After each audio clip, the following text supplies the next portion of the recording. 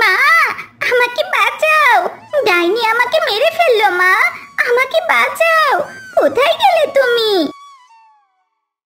একটি আম বাগানে অনেক দিন ধরে একটি ডাইনি বাস করত।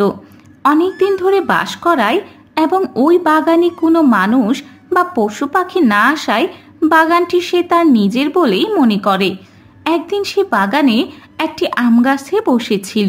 হঠাৎ সে দেখতে পায় বাগানে একটি শিয়ালিনী আসছে। এদিকে হঠাৎ শিয়াল আসছে কেন? আমার বাগানে তো কারো আসার কথা না। ভুল রাস্তায় চলে এলাম নাকি? এটা তো আমার বাড়ির রাস্তা মনে হচ্ছে না। কি যে করি, এভাবে যদি সব ভুলে যাই তাহলে বাড়ি ফিরবো কি করে? ও, তাহলে ভুল করে চলে এসেছে মনে হয়। যাক, তাহলে কিছু বলবো না, সোজা রাস্তা দিয়ে চলে যাক। ওই যে একটি আম গাছ দেখা যাচ্ছে, যাই ওদিকে যাই, দেখি একটি আম পেড়ে খেতে পারি নাকি। ওর তো সাহস খুব, আমার গাছের আম পেড়ে খেতে চায়। ওর কত বড় সাহস! দেব নাকি ঘাটটা মোটকে? এত সুন্দর আম দেখে তো খেতে মন যাচ্ছে, কিন্তু লুপ করা যাবে না।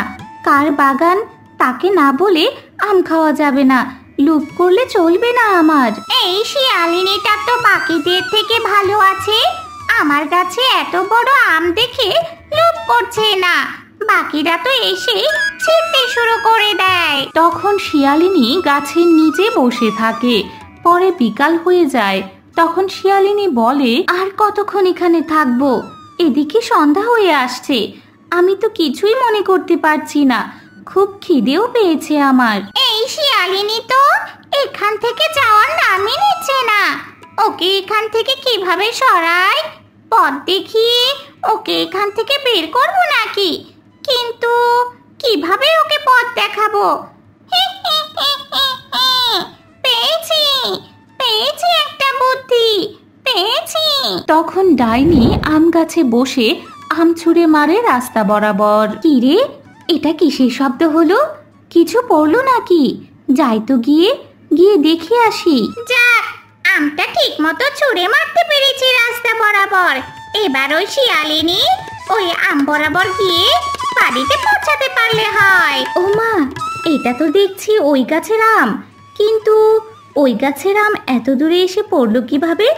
যাই হোক, এখন আর আমার এই আমটি খেতে সমস্যা নেই, আমটি খাই এবার। তখন শিয়ালিনী আমটি হাতে নিয়ে খাওয়া শুরু করে। এ কি, ওই শিয়ালিনী তো রাস্তা দেখা বাদ দিয়ে ওই আমটি খাওয়া শুরু করেছে।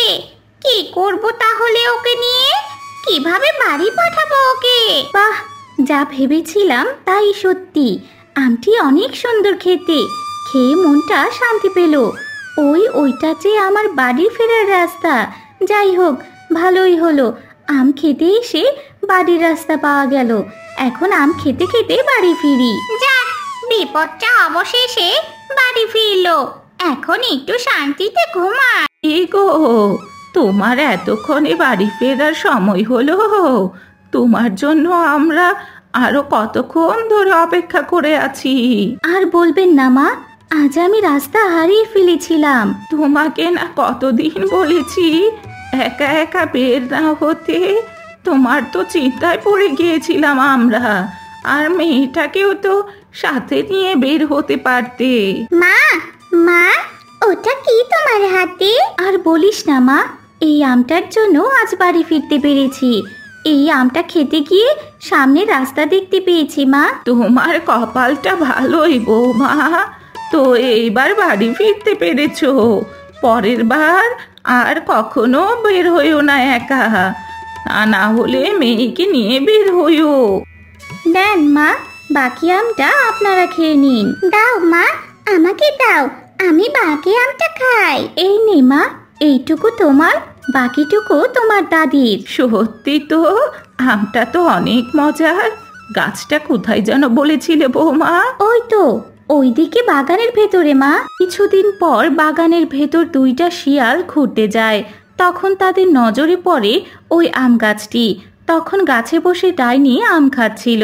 ওই দেখ, একটা আম গাছ দেখা যায়, গাছে কত বড় বড় আম। চল গিয়ে পেড়ে খাই আম। চল যাই, আমগুলো তো ভালোই দেখা যায়। এই কথা বলে তারা গাছে উঠে আম পেড়ে খায় আর তারা বলে, বাহ, আমটা তো অনেক মজার। চল, আরো বেশি বেশি করে পারি। আজকে আমার মনটা ভালো ছিল বলে তোদের একটা আম পেড়ে খেতে দিয়েছি। তোরা আরো লোভ করছিস, দাঁড়া দেখাচ্ছি মজা। তখন ঝন্টু আবার আম ছেঁড়ার জন্য আমের গায়ে হাত দেয়, সাথে সাথে আমটি গরম হয়ে যায় আগুনের মতো। কি বলছিস তুই? দাদা, আমি আম পাড়ছি। তখন মন্টু আম পাড়ার জন্য যেই না আমের গায়ে হাত দেয়, তখন আমটি ঠান্ডা হয়ে যায় আর মন্টুকেও জমিয়ে রেখে দেয়। মন্টু তখন একদম স্থির হয়ে দাঁড়িয়ে থাকে। এটা দেখে ঝন্টু অনেক ভয় পায়। ভাবতে ভাবতে সে মন্টুকে জোরে ধাক্কা দেয় আর তখন সে এত জোরে ধাক্কা দিলি? ভালোই করেছিস। মনে হচ্ছিল আমার জীবনটা শেষ হয়ে যাচ্ছে। এই গাছে নিশ্চয়ই খারাপ কিছু আছে।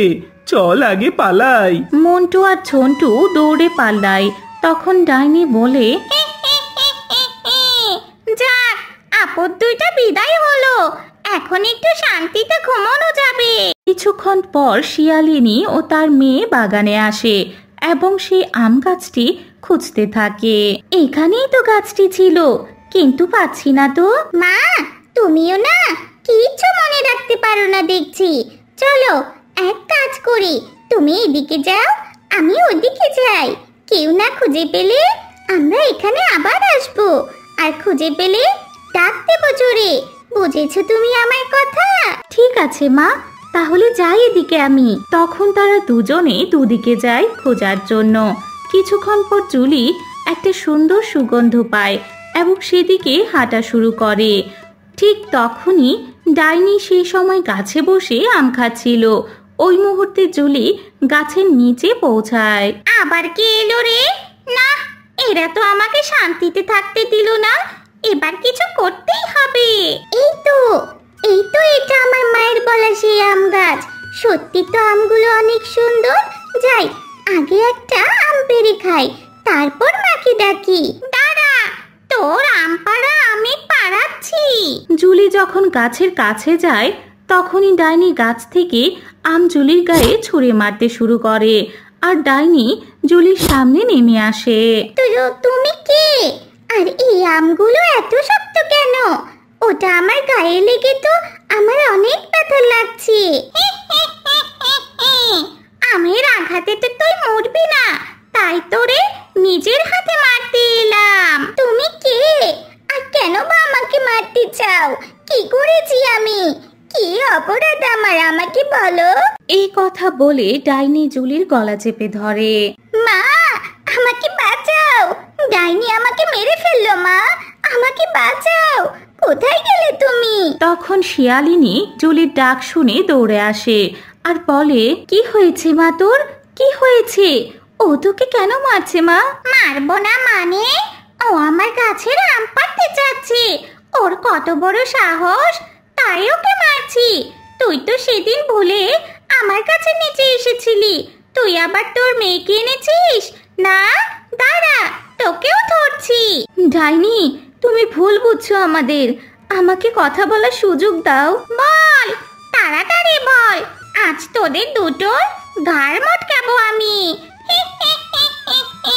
সেদিন তো আমি তোমার আম কিনে খেতে চেয়েছিলাম, কিন্তু কাউকেই তো পাইনি গাছের নিচে। খেয়ে ফেলেছিলাম বলে আজ এসেছি। সেদিন না বলে খেয়েছিলাম বলে আজ আমার গাছের আমের আচার এনেছি। কি বলিস? আমার জন্য আমের আচার এনেছিস? কতদিন খাইনি আমের আচার। দে দে, আমের আচার দে। তখন সে জুলির গলা ছেড়ে দেয় আর একটা শিয়ালিনীর রূপ ধরে আচার খেতে থাকে। আচারটা খেয়ে আমার মনটা ভালো হয়ে গেল। কতদিন পর খেলাম। বল, তোরা আজ কি চাস? ডাইনি, তুমি কি আমাদের উপর এখনো রাগ করে আছো? না রে শিয়ালিনী, তোদের উপর আমি আজ অনেক খুশি। তোদের উপর খুশি হয়ে আজ থেকে আমি আমার আম গাছ সবার জন্য উন্মুক্ত করে দিলাম। সত্যি বলছো ডাইনি? তুমি সবার জন্য আজ থেকে তোমার আম গাছ উন্মুক্ত করে দিলে? ইয়ে, কি মজা! আজ থেকে আমি এই গাছের আম খেতে পারবো। আমার মতো সবাই এই গাছের আম খেতে পারবে।